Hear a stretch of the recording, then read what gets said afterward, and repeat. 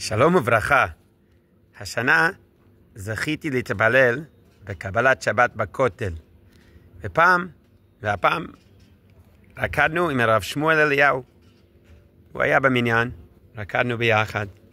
בסוף הוא סיפר לנו סיפור שממש השפיע עליי, ובעצם שינה את כל הכוונה שלי בתפילה.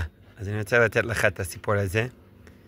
יכול להיות שאני טועה באיזה דיוק, אבל סיפור אמיתי.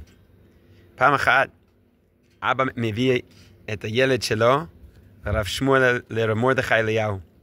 הוא מברך ברכה, הוא מבקש ברכה, והילד לא מדבר. כבר שנים הוא לא מדבר.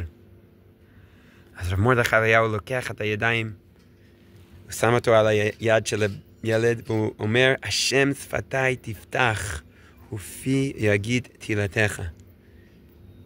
ופתאום הוא מתחיל לדבר. וכולם בהלם. נס גלוי לפני העיניים שלנו, בדור שלנו. אבל זה לא הקטע המגניב של הסיפור.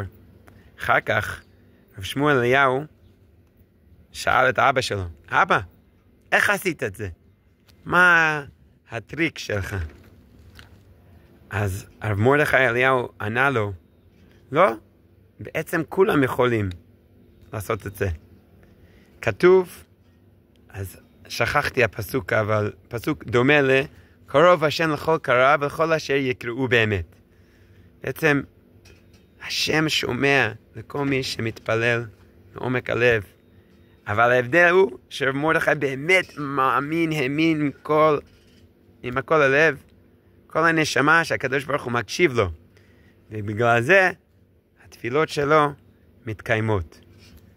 אז זה לקח לנו, כמה שאנחנו נזכה להאמין בכוח של תפילה שהקדוש ברוך הוא ממש לידינו, אז התפילות שלנו יהיו יותר חזקות, יותר יעילות, שהקדוש ברוך הוא יקשיב לתפילתנו, ישמור על חיילינו ועל כל עם ישראל, בזכות רב מרדכי אליהו.